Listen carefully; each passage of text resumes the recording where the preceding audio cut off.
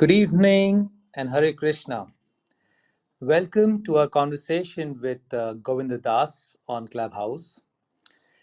Today we'll be discussing the brutal murder of the sons of Pandavas in the middle of the night by Ashwathama. Why did Ashwathama do this? What was his thinking? Is it really fair to break the rules of the war? And to what extent can we do so? Let's learn more about this as we talk to Prabhuji. I'm sure we have our questions and thoughts on this subject, which we'll take towards the latter part of the conversation. Thank you for joining. With these words, over to you, Prabhuji. ज्ञानतिमिरन्यस्य ज्ञानाञ्जनाशलाकया चक्षुरुन्मिलितं तस्मै श्रीगुरवे नमः। नमो विष्णुपदाय कृष्णभ्रष्टाय भूतले श्रीमते भक्तिवेदान्तस्वामिनिति नामिने। नमस्ते सरस्वती देवे गौरवाणी प्रचारिणे निर्विशेषशून्यवादी पाश्चात्यदेशतारिणे। जय श्री कृष्ण चैतन्य प्रभु नित्यानंद श्री अद्वैत गदाधर श्रीवासदि गौर भक्तवृंद। हरे कृष्ण कृष्ण कृष्ण हरे हरे, हरे Ram Ram Ram Hare Hare. Welcome everyone. This is the last session on our those 18 days. Next week we will have different theme. So the battle of Kurukshetra had reached its conclusion in one sense. Duryodhan was lying down,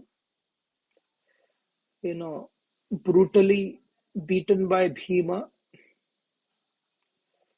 Naturally, such a powerful personality, when they are lying in the ground, surrounded by nobody but pain, one great poet explains that the very thighs, which were like the trunk of a banana tree,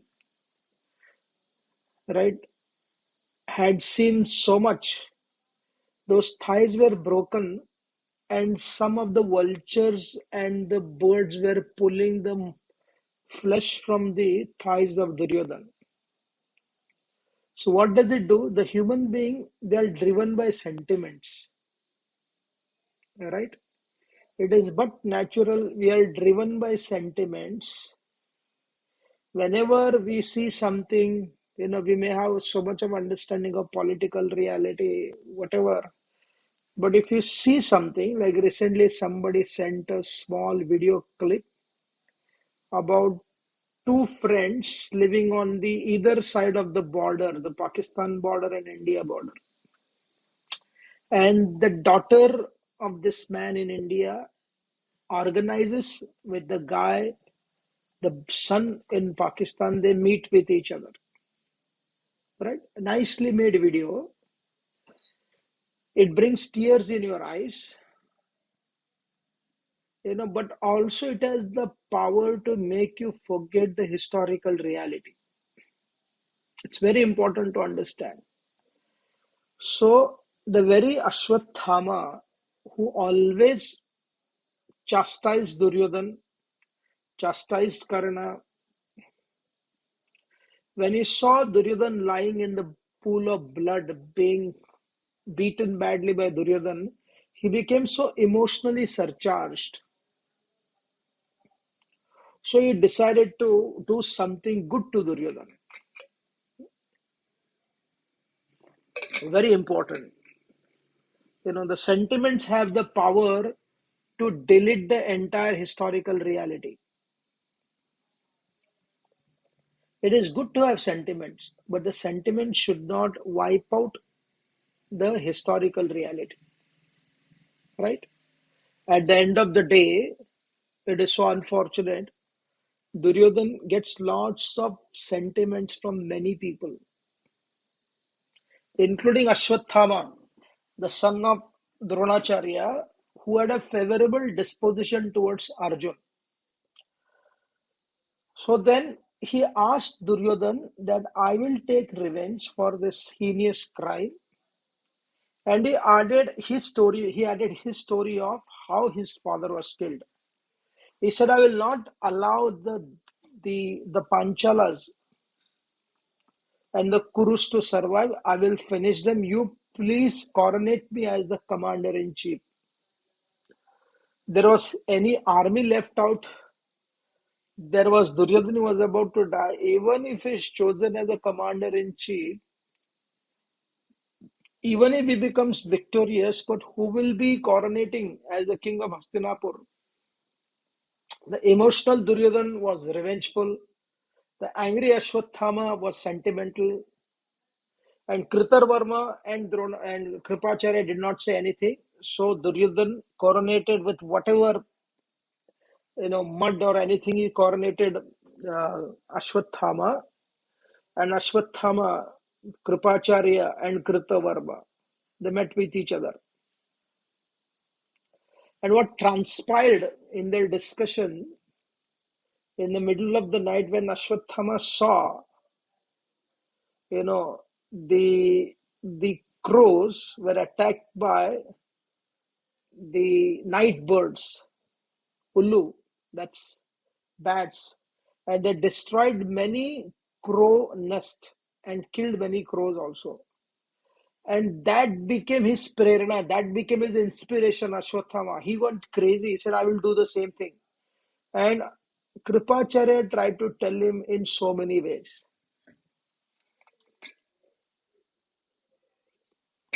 But Ashwathama would not listen. He said, you have to join me. I can't stand because my body is burning by seeing how they killed. Meanwhile, what Krishna had done, he had taken Pandavas away from that camp, placed them in some other place. Only Drishtadyumna, all the younger Pandavas, the sons of Pandus, sons of Pandavas were living there. Shikandi, Drishtadyumna, others were there. Right? So this person comes along with, and he has been empowered by the powerful Rudra Shakti, the destructive power, and crazily he kills all of these sons of Pandavas. Drishtadyumna, Shikhandi, brutally murders them. And whoever tried to come to protect, they were stopped by the Kripacharya and Kritavarma. Right? That was a carnage. It was a terror caused by Ashwathama. Right? And when the Pandavas got to know about this, you can imagine their entire legacy was destroyed. Abhimanyu was killed. All the Pandavas' sons were killed. Draupadi lost her father. Draupadi lost her brother. Draupadi lost her children. So this is the nature of war. Even though this is the nature of the war, still war is the reality of life. If not today, tomorrow. Sometime for peace, one has to do this war. That is what Mahabharata is teaching. And then Ashwathama left that place. When the Pandavas got to know, Bhima became crazy. He was angry, mad. He took his chariot and started chasing on his own, alone. Who? Bhima started chasing Ashwathama. But the problem was Ashwathama had the Brahmastra. And it would have been very difficult for our Bhima. Nothing is difficult for him, but still, Krishna told, come on, Arjun, we have to go. And while they were going, meanwhile, what happened is very interesting. After the death, almost the death of Duryodhana, or just before that, Krishna had asked Arjuna to come down from the chariot. The entire chariot got burnt along with the horses because they had taken all kind of divine weapons. They couldn't handle any further. It was like a tanker being attacked by different kinds of bomb. It was waiting to be burst. And Arjuna saw that, right? So they took another chariot, started chasing Ashwathama.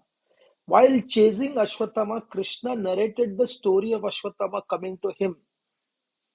No? What was Ashwathama's nature? No?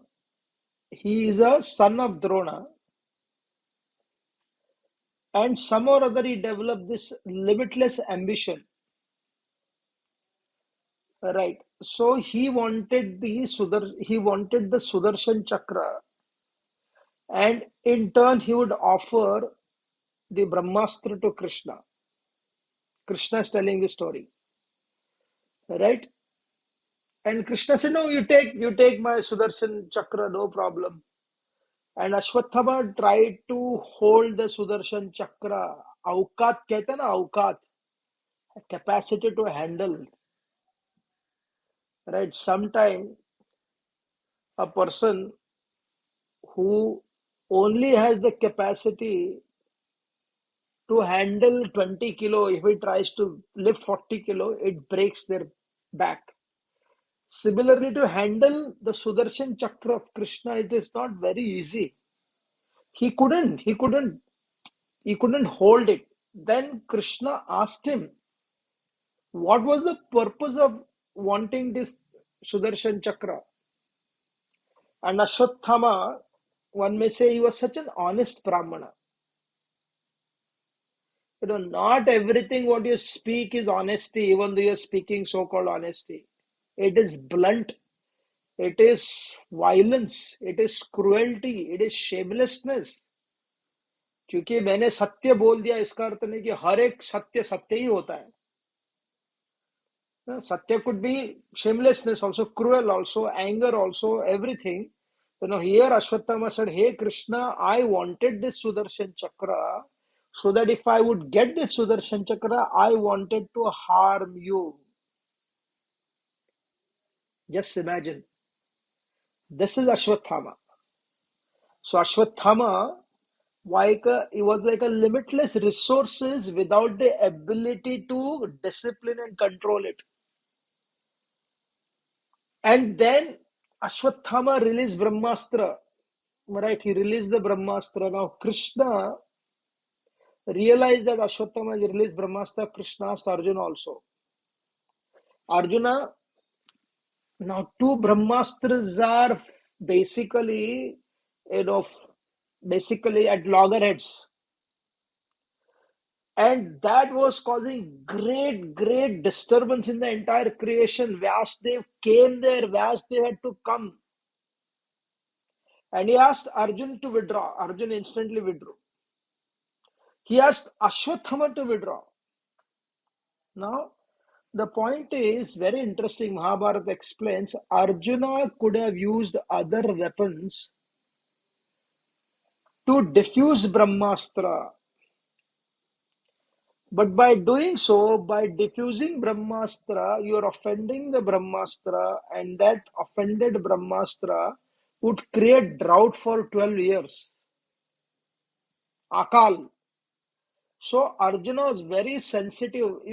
This is so amazing in the Mahabharata that these great soldiers, those who had sanskaras, they had a very universal, perfect, sensitive view. Right?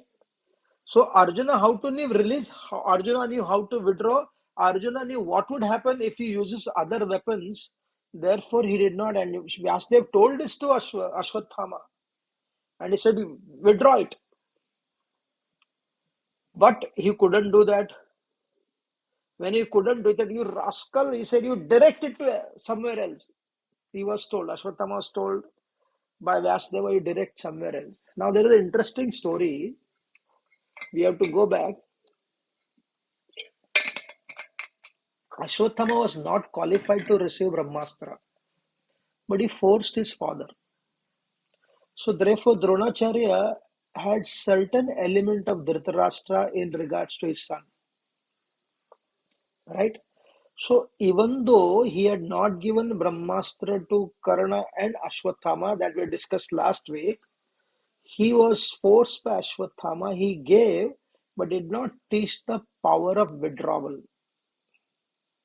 He only taught how to use it, but not withdraw it.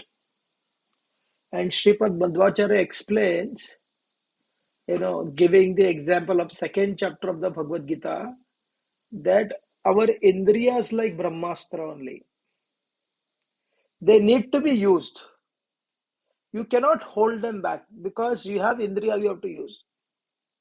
But to use indriyas, one has to be having the disposition of Arjuna. When to release, when to withdraw, when to release, when to withdraw.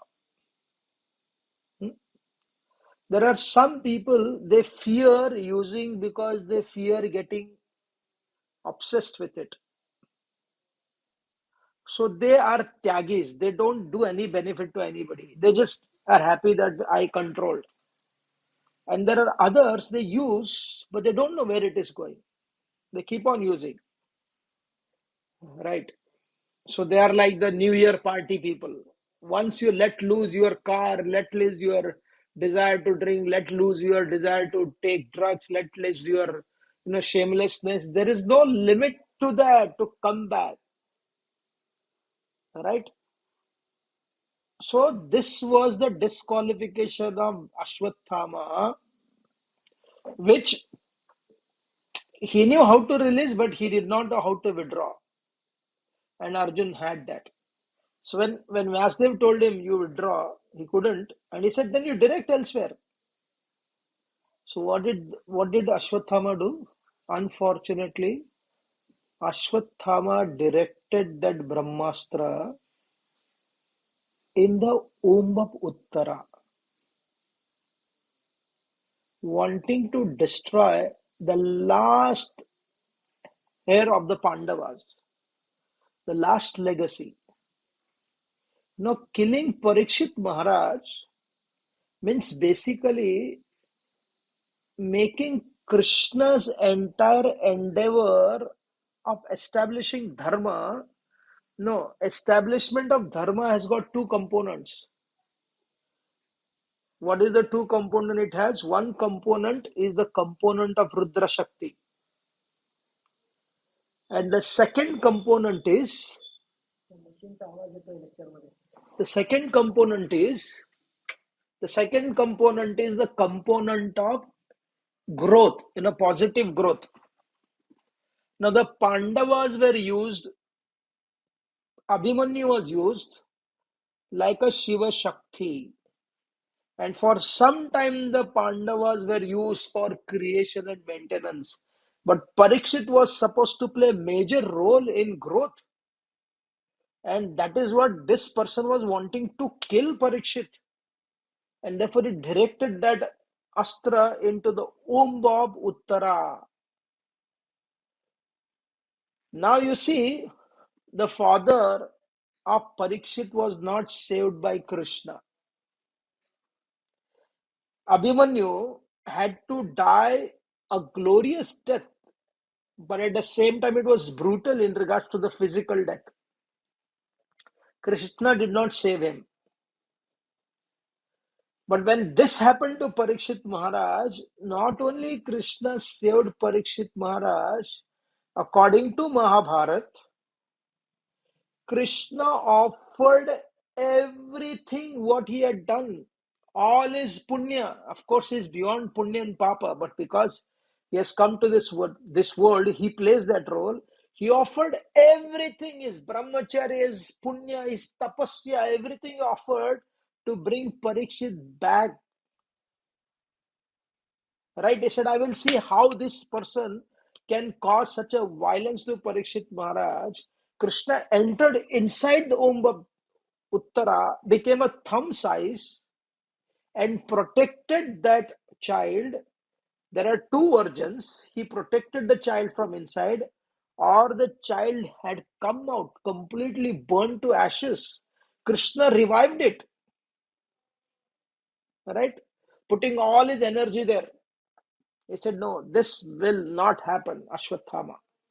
So these two stories of protecting Parikshit Maharaj, reviving him from death, reviving him from ashes. A very interesting concept also, that Sanatan Dharma sometimes experiences ash-like situation. जलकर खाक हो गया, right? Everything came down like an ashes. But from the ash revives this culture again. Parikshit Maharaj resembles the revival of dharma, right? So when Parikshit Maharaj was appeared without any harm, that did not stop. Now Krishna turned to Ashwathama. It's a great significant part of the Mahabharata is the revival of Parikshit Maharaj and cursing Ashwathama in the entire pastime of Krishna being here in this world for 125. He he displayed limitless compassion, magnanimity. Showed limitless valor by killing so many Rakshasas. He showed limitless diplomacy. He showed great gravity in speaking the philosophy of Gita and Anugita, right? He performed most enchanting, sweet childhood pastime with the gopis and the friends, right? None of these activities are they are mutually inclusive also. At the same time, they are exclusive also. Unique and special, right? You cannot mix the story of Krishna performing Ras Lila with Krishna protecting Parikshit in one sense. The rasas are different, but the foundational principle of nourishing his devotees remains the same, right? So Parikshit Maharaj, right, was protected, but here Krishna had a unique relationship with Ashwathama. He made Ashwathama lose his money on the forehead. By losing that money, he lost his paurusha. होता है ना, there is a concept of, there is a substance in your personality, and that substance sometimes is taken away. And Krishna took away all the substance from Ashwathama. And he didn't stop there. He didn't stop with that. The Lord became extremely angry, right? Because this man, born in a high class family, appreciated the Pandavas, but the sentiments towards Duryodhan made him forget everything what Pandavas went through and perform the most heinous crime, which was not even committed by all the six Maharathis while killing Abhimanyu. The six people killing Abhimanyu, in one sense, they shared their sin. But here, one person, killing five Pandavas, Drishtadyumna, and secondly, seven people alone. Drishtadyumna was crying. He said, "Don't strangulate me. Don't kill me like this. I don't deserve death like this. I'm a warrior, right? Kill me with the sword." And Ashwathama said, "You do not deserve such death." It's a brutal murder. He didn't want them to give the valorous departure from this world. And what an anger disposition. Very important. Again, as I said, our sentiment should not make us forget the history. Our sentiment should not make us forget the philosophy. Our sentiment should not make us forget the wisdom of life. It's okay sometimes, it is but natural. You may cry tears seeing somebody suffering. That's a good quality. But the tears should not wash off the entire reality of life. And Ashwatthama did that. And who is he? He basically represents the intellectual tradition. right? He represents the Veda study. He represents the teacher's legacy. So he's not allowed to be driven by so-called compassion, so-called sentiments, so-called feelings. He should have feelings. Crying is not a problem.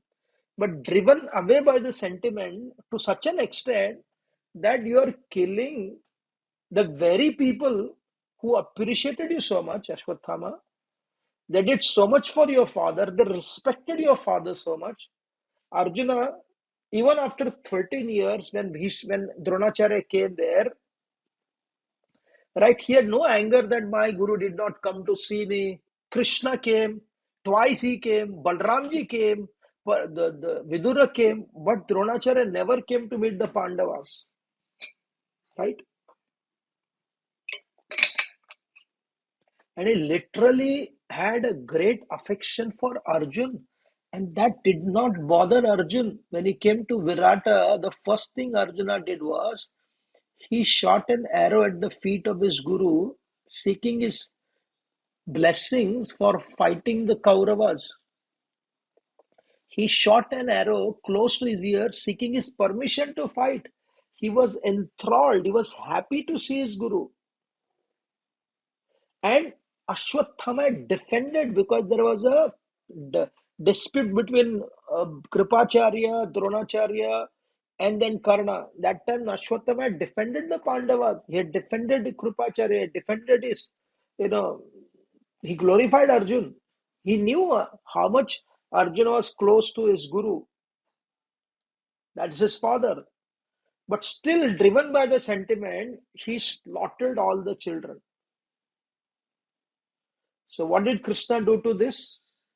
As I said, he protected Parikshit, one of the most exclusive way of bringing somebody back to life. Otherwise, the Lord does not do many times. He doesn't do these things.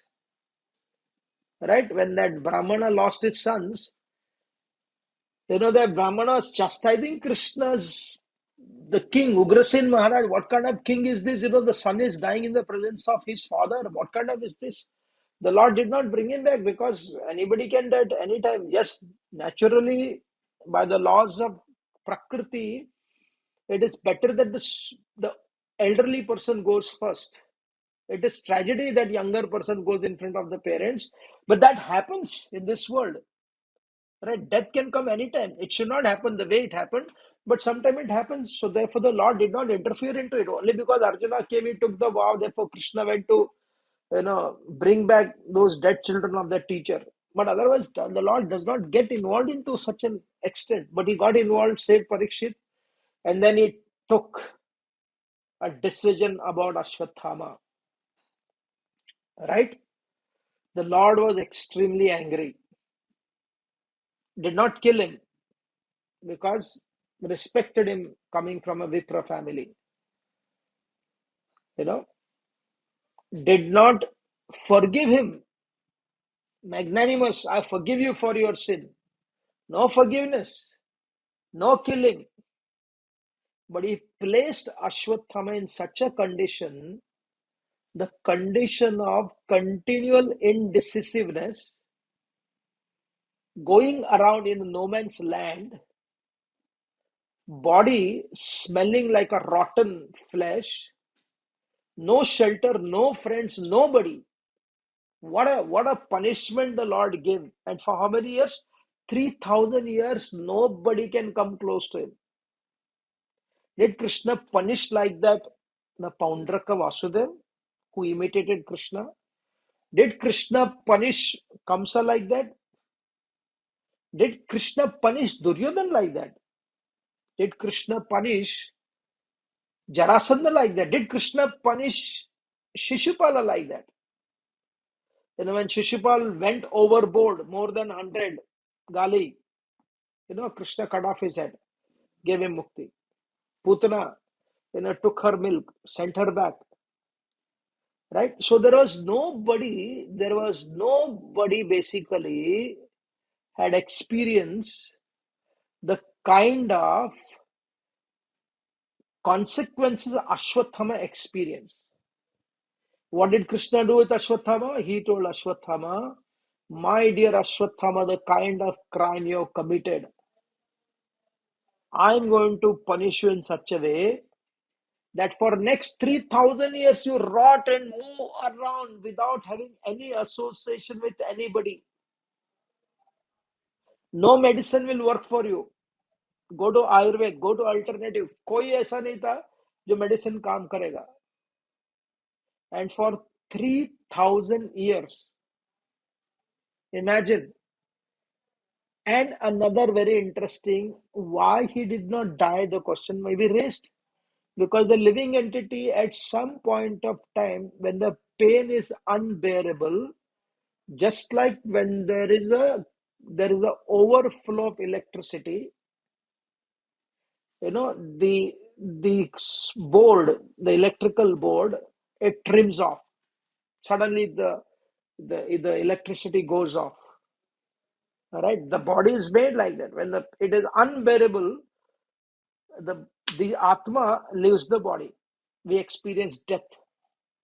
But here Ashwathama had a benediction of long life. And that very benediction, at least for 3,000 plus years, became a curse for him. Of course, now he's living, he's free from that curse, right? He's moving on to the greater heights, and at some point of time, this Ashwathama, according to the followers of Badva Sampradaya, he'll become future writer of the scripture. He'll become the compiler. Therefore, he is called as Ashwathama Acharya now. So, another interesting point we read, the characteristics of Krishna's leadership. You know, you do not have the authority to punish somebody. You can give the severest of the severe punishment, but along with that punishment, one should have the capacity to re-establish such people for doing something tangible in the future. Because the crime is the circumstantial reality, that is not an eternal reality. The crime of Ashwathama is a circumstantial reality. It deserves punishment, and he got the punishment for 3,000 years, but he cannot be eternally condemned because that is not the nature of Jiva. Jiva cannot be condemned eternally. Right? So, therefore, the leadership of Krishna is he gives punishment, but along with that punishment, he knows how to facilitate the person who has been punished appropriately. Therefore, nobody has the right to punish unless they have the capacity to reward them. In the Chanakya Arthashastra, we read, even those who had received death penalty, capital punishment. Now, Chanakya would not kill them or give them capital punishment, kill them. He would engage them in some kind of work before departing from this world. They were used in making treasury, the secret treasury of the king or the kingdom. They were used for something very secret work, such a secret work, anybody is involved in that work cannot survive anymore. So these people were anyway given death penalty, and those people were used in this service, so they got some honor of serving rather than just dying without contribution to their state. So this is a very fascinating concept. Krishna punished Ashwathama severely, 3,000 years. Nowhere to stay, stinking body, rotten forehead, can't stay in one place. Right? Nobody had received such a punishment, as I said. But that same Krishna eventually has the power to transcend his own punishment giving power and establish Ashwathama in his swadharma of being a Brahmana and establishing him in his constitutional nature of being the eternal, the Brahman, the servant of God, right? So this is the beauty of Ashwathama's story. And the height of it is Draupadi had the courage to tell Krishna, you know what, in that condition, she has lost all her sons. She has lost her father just few days before through Dronacharya. She lost her brother. She lost her other brother also. Draupadi had nobody other than her husband. From the mother side, father side, nobody was there. मायके जाने के लिए कोई भी नहीं था. Nobody was there. But that Draupadi had the great capacity to tell the Pandavas, the Drauni, the wife of Dronacharya, she's suffering the widowhood and sonlessness. The widowhood she's suffering. So only son was there, that is Ashwathama. So she said, I understand the pain of being a barren woman, and I don't want you to give that situation to Mother Drauni. छोड़ दो उसको. A sentiment, another sentiment born out of good quality. This sentiments of Ashwathama born out of a relationship towards Duryodhan, seeing his pain, right? So what does Krishna do? Krishna appreciate Draupadi's quality. Krishna punishes Ashwathama's character of compassion because in Draupadi's compassion there is no disruption of anybody. In Ashwathama's compassion, being loyal to Duryodhan has a great disruption of future legacy. So he deserves the punishment, and he received the punishment to such an extent, right? 3,000 years, we are not able to handle 3 years of coronavirus. सोचो 3 साल, 3 years of coronavirus, people are losing their immunity because of losing their impatience. And because they're losing their impatience, the virus is attacking, it will come. The third wave is hitting very hard to everybody. And many times people feel frustrated. What is this? How long? You can imagine Ashwathama could never ask that question to anybody because there was no uncertainty. It was very clear. It was spelled. It was pronounced. It was directed by the knower of the Kala, the master of the time factor, Sri Krishna. What did Ashwathama do? Ashwathama simply realized I have to do it.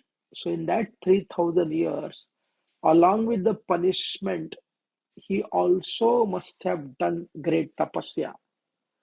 And eventually, right, he will have the position of becoming a compiler. He will not be the incarnation like Lord Narayan, Vyasadev, but he'll be Shaktavesh, empowered by the Lord, a living entity, helping in compiling the scriptures of Sanatan Dharma. And therefore, at the end of the day, however gruesome he went through, which one should not, but still there is a facility for that living entity to reform, to purify, and to re-establish in his or her constitutional and conditional nature by going through the proper samskaras. Therefore, there are many nuances in this story. We'll stop here. If you have any questions, we'll take some questions. Thank you very much, Prabhuji. That was very refreshing to hear the glories of Lord Krishna in terms of how compassionate, how forgiving, and how hopeful he makes life for us. Prabhuji, There's a question. Sometimes when people do wrong to us, we also tend to do wrong to them, and we sometimes justify or sometimes we regret. So, how do we know what is right when somebody does something wrong to us? Now come back once again, the last part. So, like if somebody does something wrong to us, we tend to react sometimes in uglier ways. So, Hmm. how do we know what we are doing is right or wrong? E- See, the point is basically, right and wrong is not a problem. Viciousness in action is a problem, even if you're doing right things. Because human being by nature is limited. So that is the accepted reality that human being will make certain mistakes. Okay. So therefore, if you focus on not making a mistake, then you'll be a robot. When you become a robot, it loses the the rhythm of of taking shelter of God. Why do we take shelter of God? Because we are limited. But if you are a perfect being, more than perfect being, then we don't need God. And life becomes very boring. So therefore, making mistake is not that we have to consciously make mistake, but you will make mistake. There's no question of making. But the problem here, the battle is not right and wrong. It is the battle of dharma and adharma. Right? So Ashwathama, it was not a it was not a mistake. It is allowing his emotions to be driven over the realities of life. And then not only that, murdering the small children in the middle of the night. So therefore, that deserved a greater punishment. So that is the important principle to understand. Let us not worry about making mistake or not making mistake, because when people focus on not making mistake, I remember one friend, Dr. Shamawalla Prabhu, was telling previously medical doctor did not worry of making mistakes. They said unless they said the profession of a medical doctor involves, because it is so delicate, there will be some mishap. One should not do mishap because of negligence. That is crime. But mishap will happen. Just because mishap happens, if people stop taking precarious and difficult cases, they will have a good record. But what is the point? You never tried to deal with the most challenging cases, just like we have discussed about Ram Jethmalani. He only took those cases which would not humanly possible to win. Therefore, the success rate in his career was only 6%. But what kind of 6% they were, right? So statistically, he is very poor in that sense. But the contribution in regards to legal, you know, creating the stories of extraordinariness, it's simply amazing.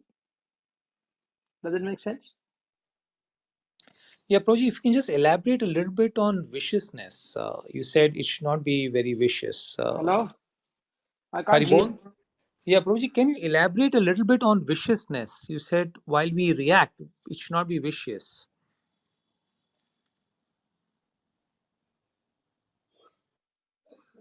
Hello? Can you hear me, Prabhuji? Yeah, yeah. Speak. Prabhuji, can you elaborate on viciousness? You spoke about the act should not be vicious.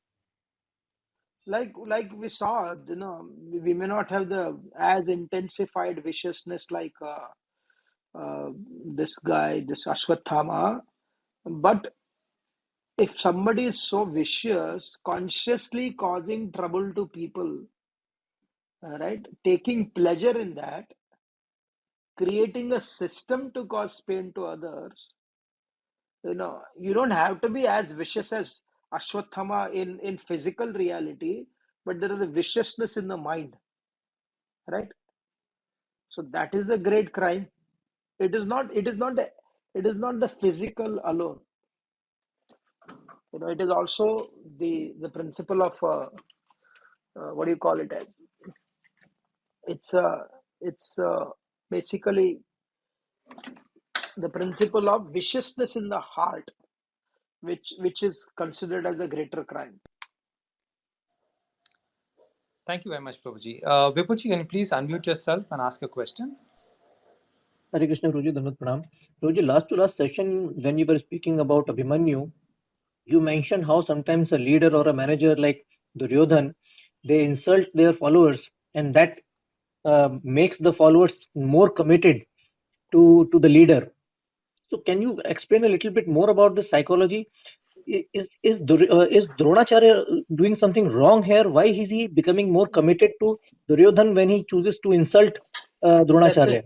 it's a famous psychological issue. It's a Stockholm syndrome where somebody is abused and the abuser becomes more committed to the abused person because they feel that there is nothing else I can do.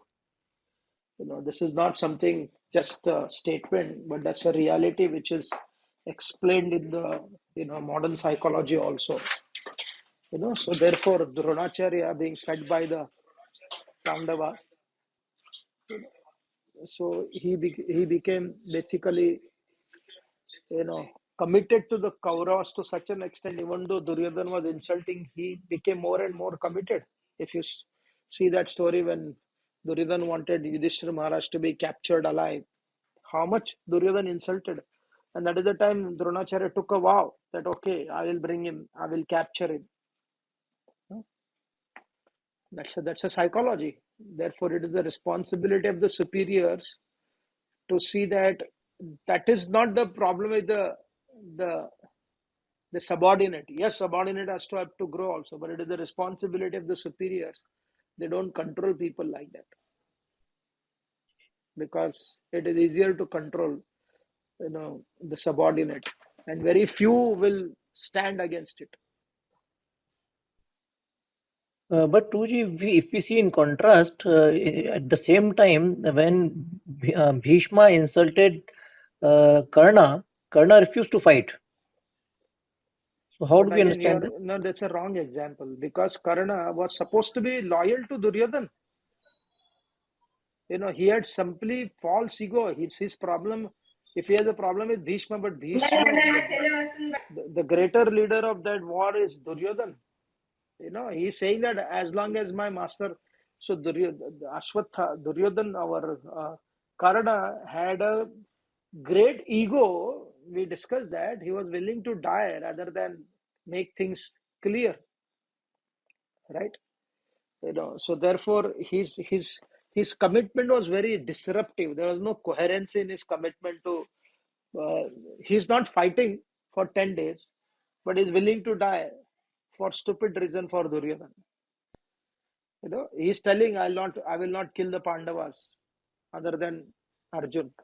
So it's a very disruptive ideology of Karna. A separate example only. Thank you very much, Prabhuji. Divyaji, can you please ask your question?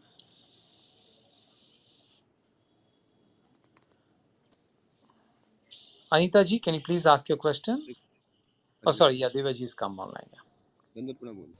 Guruji, I have three questions, but one question is, Guruji, this such a heinous act of Ashwathama was forgiven by the Pandavas, but like being a ruler of like this certain kingdom, was it not necessary that they should they must be given they should have given punishment to Ashwathama?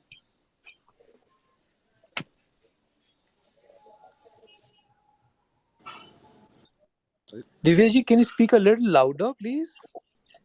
Uh, yeah, is audible now? Yeah, it's better. I was asking Puji, this is like this Ashwathama, this such a heinous act was forgiven by the Pandavas, like Draupadi. Being a ruler of kingdom, or they were about to become the king, was it not necessary for them to actually they should have given punishment to Ashwathama Yeah, I'm saying what other from the punishment? Lord Krishna only. Lord Krishna only gave the punishment to Ashwathama, no? The Guruji, most Krishna gave, but strongest being the ruler, punishment. See, like that's what Krishna the gave, but Lord Pandavas. Yeah, because the Pandavas had the weakness, because the son of Dronacharya and being a Hmm. Brahmana, they were hesitant to give punishment. And Krishna, imagine how Krishna was involved in this whole episode. He so got completely involved in the story to punish. Prabhuji, uh, when you were saying that Ashwathama was always defending the Pandavas, and then he finally killed so many people, was only his attachment to Duryodhan was the reason, or could be the way his father was assassinated could also be a I factor? mentioned, And I mentioned, I mentioned that in the beginning only. He added his anger towards the Panchalas for killing. He said that to Duryodhana. I mentioned that in the beginning. okay, Prabhu, thank you. Yeah. Thank you. Namrataji, can you please ask your question? Yes, thank you, Prabhuji. Hare Krishna. Um, Thank you for this talk, Govind Prabhuji. Uh, so I have a question. You mentioned a few minutes back that our actions should not be vicious.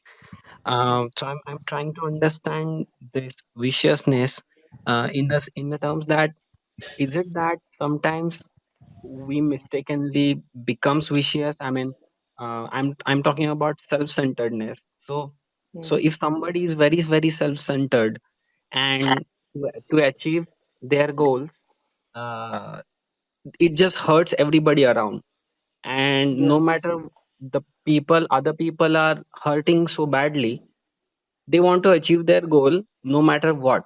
So if even if that person is very self-centered, I see that as a reason.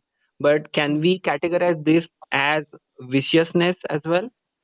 Yes, because if they become so obsessed, self-obsessed, to the extent where they are willing to cause harm through legal problems, putting up false cases, and something small like people like break somebody's water pipe, all this kind of stuff happen even amongst the even not it doesn't happen only in the villages, it happens among the rich people also, not allowing them to park their car, small thing, but the event may be small, but the heart is, sometimes is really so vicious, but they don't even realize they're being vicious.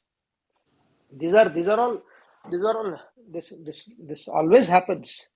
It is not that only it happened with Ashwathama. Ashwathama's story is, very severe in regards to its its impact, its volume, but its impact in the heart.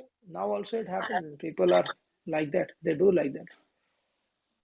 Okay. So probably sometimes it may happen to, I mean, anybody that Yeah, to achieve something for ourselves, I might hurt someone else unknowingly, or maybe not seeing other people's pain because I might be self-centered in achieving my own goals. So that would that's also be categorized as no, that viciousness. is that is the mistake. See, that is the one is when you say unconsciously, then it is unconscious. Here we are talking consciously organizing viciousness to destroy others. They are two different things. If you get a better job compared to your friend, that is not viciousness. That is the reality of life. If you get a better crops than your neighboring farmer, and he feels bad about that, that's his problem. You can't live a life of not breathing only, because if you breathe, some other living entities get killed. No, there is himsa, but himsa should be unconscious himsa, and if there is the conscious himsa, it should be as less as possible. Okay, all That is right. the point. Thank you. Yeah, yeah, yeah, Thank you, Prabhuji. Anitaji, can you please ask your question? Hare Krishna. Can you hear me? yeah, yeah. All right. Prabhuji, Hare Krishna. So Duryodhan seemed to control a lot of people because he had resources and people were also dependent on him or felt dependent on him. We see that, in this world also, many times people with finances will control somebody who's dependent on them. How Hmm. does one be financially dependent at the same time hold their own like principles in life? You said How does financially one get the dependent or courage to independent? do that? Financially independent or dependent? Financially dependent. While being financially dependent, how does one have the courage? What is the principle to, So therefore, keep one's principle? that is one of the important principle. Therefore, our Dharma Shastra, they have placed Lord Narayan along with Lakshmi. And if there is a person whom you are dependent or whoever is dependent upon financially, if they have the culture of empowering rather than controlling, then it becomes easier to maintain our values, our independent thoughtfulness. Otherwise, if they are giving you money to control you, so that you don't speak only, that's how whether it is journalism, whether it is in the education system, where the teachers are told, just get us grades. We are not interested in making them learn. Our interest is they basically getting those grades. So then it becomes extremely. That is how the society is being unfortunately organized, where people are made to depend so much, right? So, and therefore, those who understand this concept of the Bhagavad Gita, at least they should be aware and alert of this thing and try to be, you know, at least, at least on the mental level, should be independent. If you are working for some company and they have a different value other than your value, and they're paying for you, but still they can't control your mind and your intellect. They may control your speech, but they can't control your mind and your intellect. At least on a mental and intellectual level, anybody can be free, which was not happening with Dronacharya and others.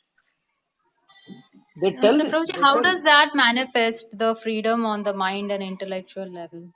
but that is the knowledge is the power. Where if that understanding is there, knowledge is there, and that sadhana is there, then it is possible to do that.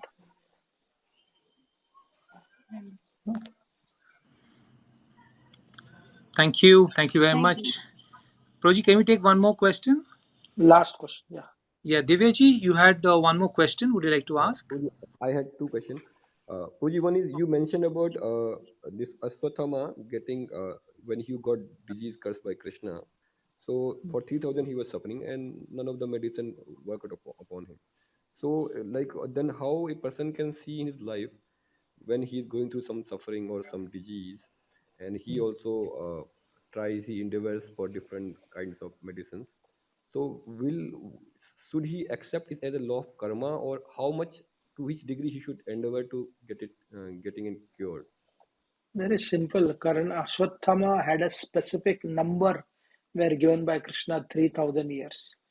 When anybody is suffering disease, nobody knows how long. Even the doctor cannot predict, okay, you're going to suffer. Okay, okay, COVID, 10 days quarantine. That's a different thing. So if somebody has a chronic disease, how do you know how long they're going to suffer? Therefore, when you are going through the suffering till yesterday, that you should be accepting as karma. But for today and tomorrow, you should be doing your purushartha to heal yourself. That is the principle of purushartha is for present and tomorrow. And acceptance of karma is for yesterday and just now with the moment which has gone. The karma philosophy is for reflection. Purushartha's philosophy is for action. So when they harmonize between the two, then that gives rise to growth. Otherwise, if you say, oh, okay, I have to suffer only, so you are basically making karma philosophy a pessimistic philosophy, pessimism. No, it is not pessimism. It is only a reflection. It can never be a pessimistic philosophy. Okay, thank you, Pooji. Pooji, I have one more question. Can I ask? Yeah, yeah. Guruji, when you talk about Mahabharata and these things, especially in today's scenario when we have our own constitution of India where different rules governs the country and the states, and when we read these scriptures and they are where those are time when kings were there, their rules and regulation were there, then how we connect and relate ourselves in this situation nowadays? See, governance may change. I was discussing in Chaitanya Charan Prabhu other day that there may not be royalty, but there is a spirit of royalty. Even in some village also, somebody is taking the responsibility of doing something good to the village. Right? It is not necessarily one has to have a monarchical rule to be royal. One can be a ordinary, a person who is cleansing the street also, but he may have the spirit of that, that Ishwari bhav, that I want to do something good to others. So therefore, that doesn't hinder the spirit of royalty. The position of royalty is not there. The position of royalty for people like Pandavas was a facility for contribution greatly. All right.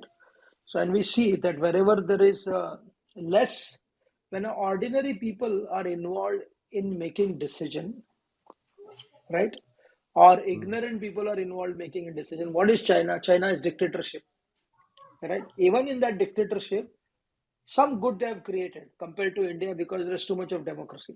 Like how Prabhupada explains about the King Vena. In the King Vena's kingdom, at least the robbers and the dacoits were destroyed completely because the bigger dacoit was there, right? Eventually, that became a disturbance. So the dictatorship causes some relief for some time, but eventually it causes a perpetual violence, like how this Vena did. So, what is real royalty? Real royalty is again Chanakya. Whether you read in the Mahabharata, he said, never allow the state to be more powerful than the citizen.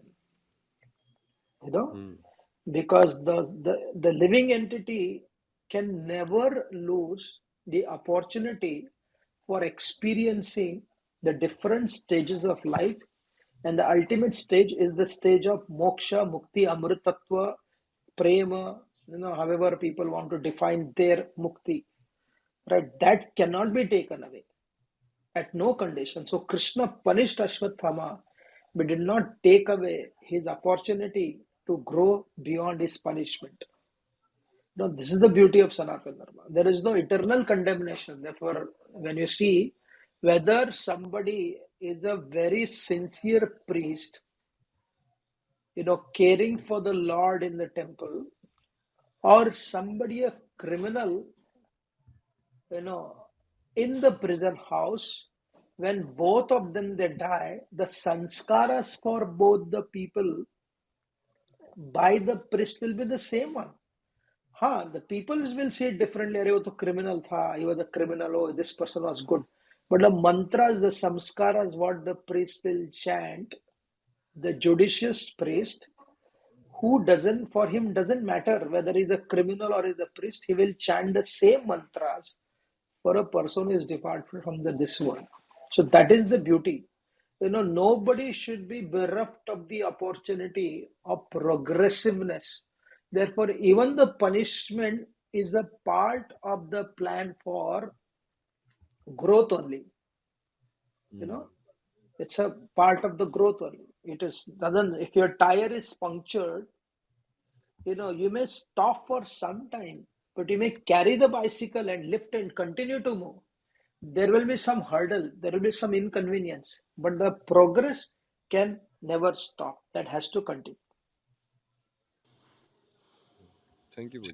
Thank you. Thank you very much, Prabhuji.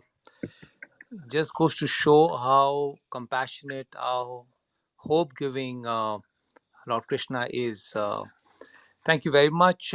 We meet again on Tuesday next to discuss about Putrada Ekadashi, the concept of legacy. Thank you very much. Hare Krishna. Hare Krishna.